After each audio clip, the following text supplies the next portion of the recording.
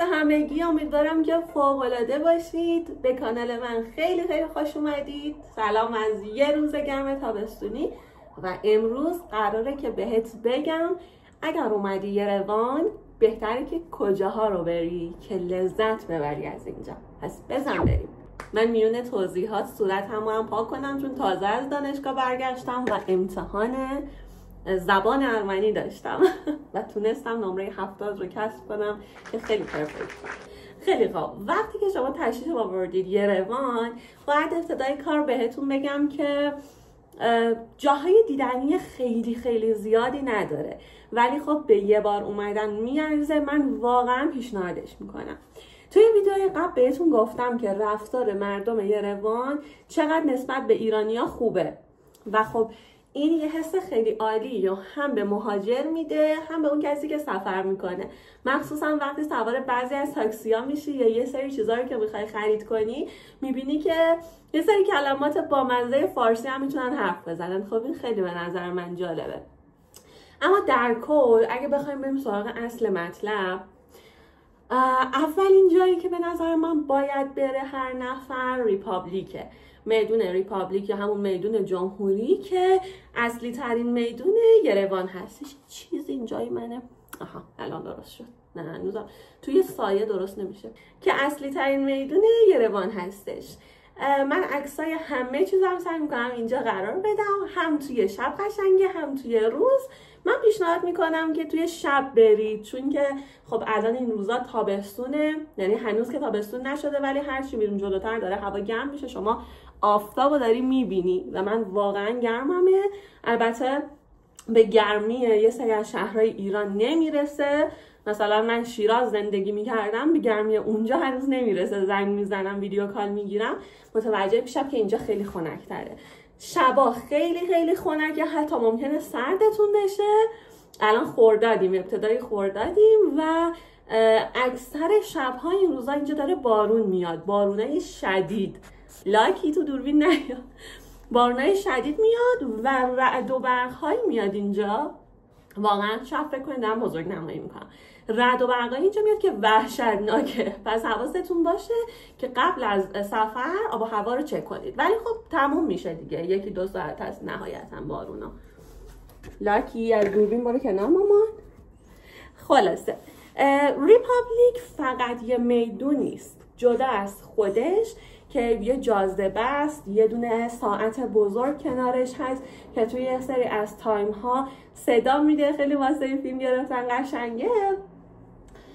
اطرافش یه سری خیابونه، یعنی با پای پیاده 5 دقیقه بری جلوتر، 5 دقیقه هم نه همون کنارشه، خیلی کمتر از 5 دقیقه. انواع رستوران های جذاب رو میبینی، از ارمنی سنتی گرفته که من پیشنهاد میکنم اگه اومدید حتما امتحان کنید رستوران های خود ارمنیشون رو. ببخشید آقای لاکی هی میاد. و جونم براتون بگه که رستوران های لبنانی اینجا خیلی زیاده چون اینجا تعداد لبنانی ارمنی ها خب کم نیست. جونم براتون بگه رستوران ایرانی به محض اینکه شما میپیچید از ریپابلیک میرید یه مقدار جلوترش رستوران ایرانی هم هستن که با دیزاینای خیلی جذاب ایرانی تو قرار داده شدن که خب همه چیز هست، یعنی هر چیزی بخواید اونجا پیدا میشه. اکثر کافه رستوران های معروف سطح شهر اونجا یه شعبه دارن، پس یعنی بهترین جاییه که شما بخواید برید غذا رو تست کنید، عکس و فیلم بگیرید چون ویوهای خیلی قشنگی داره. پس اولی شد ریپابلیک. دومین جایی که باید برید کسکیده. کسکید یه مقدار پله های خیلی زیادی، عکسشو براتون میذارم که حقیقتش رو بخواید من تا حالا تا تهش رو نرفتم چون پشتش رو دیدم از یه جای دیگه و اینطوری نیستش که چیز خاصی تهش باشه و وقتی بری از این همه پله بالا به چیزی برسی. خب واسه همین خیلی مشتاق نبودم، شاید یه روز برم. اما یه جاذبه است، میری عکس میگیری و مثل ریپابلیک دو طرفش کلی کافه رستوران و مجسمه و ماشینای قدیمی و همه چیزای جذابی که شما میتونی باهاش تولید محتوا کنی یا عکس بگیری یا هر چیز که بخوای. پس اینم یه مبدأ دومه.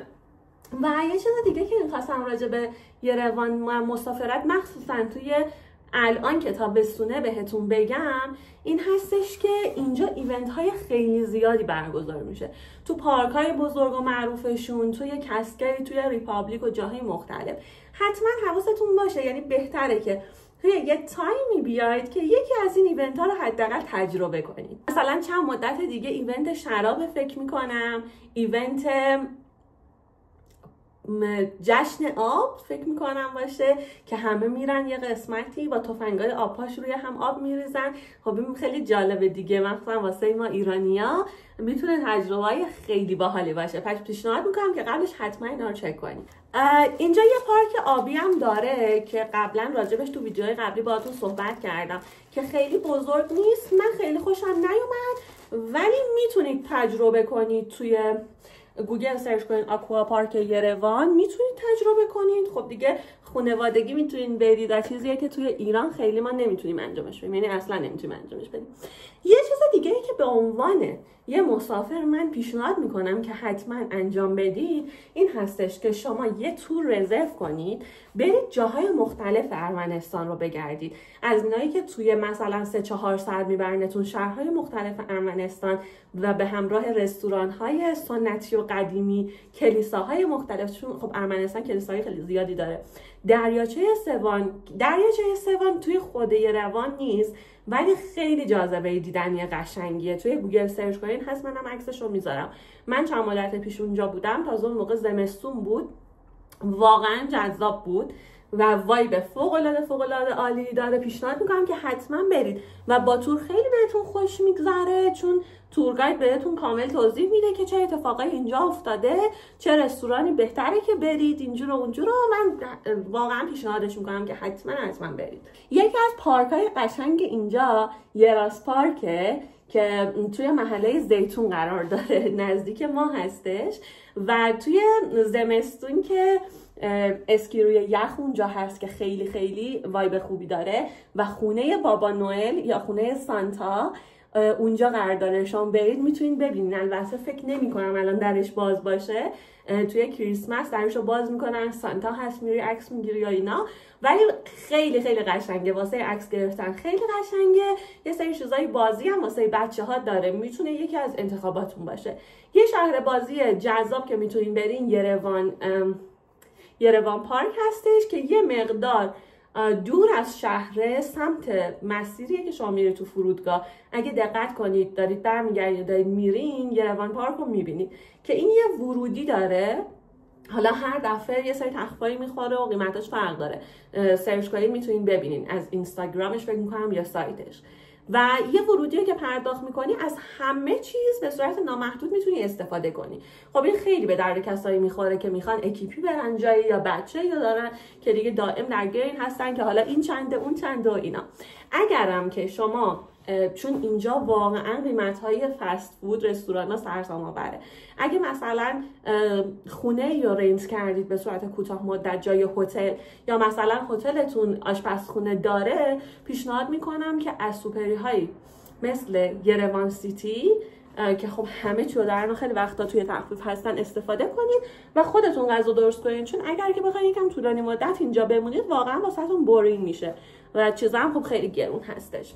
پیشنهادی که بهتون دارم این هستش که قبل از اینکه تصمیم بگیرید برید یه رستوران، بهتره که اسم اون رو توی گوگل مپ سرچ کنید، ریویواش رو ببینید، عکساش رو ببینید، چون خیلی وقتا مثلا شما میرید یه پیتزا یا سفارش میدید خیلی هم با قیمت بالا و یه چیز خیلی کوچیک مثلا روی یه نون خیلی نازک واسط میارن که اصلا سیر کننده نیست. اینو حتما بررسی کنید که گول نخورید و عصبی نشید. یه چیز جذاب راجع به حیوونا و سگ‌ها منظورم هستشون. گربه خیلی اینجا کم میبینید، خیلی به ندرت میبینید، ولی سگ همه جا هست.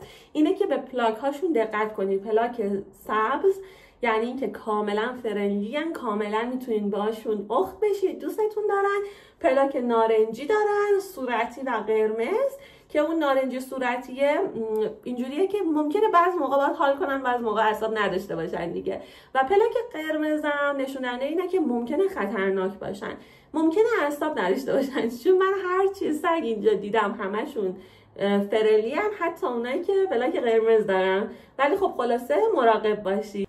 اگر که بخوام یه پیشنهاد بهتون بکنم، چند تا پیشنهاد به عنوان تجربه غذا و چیزایی که میخواید بخرید توی یرقان، اینا یه مربای گردو دارن که خب خیلی جذابه، میتونید بخرید امتحان کنید، مثلا با کره بخورید.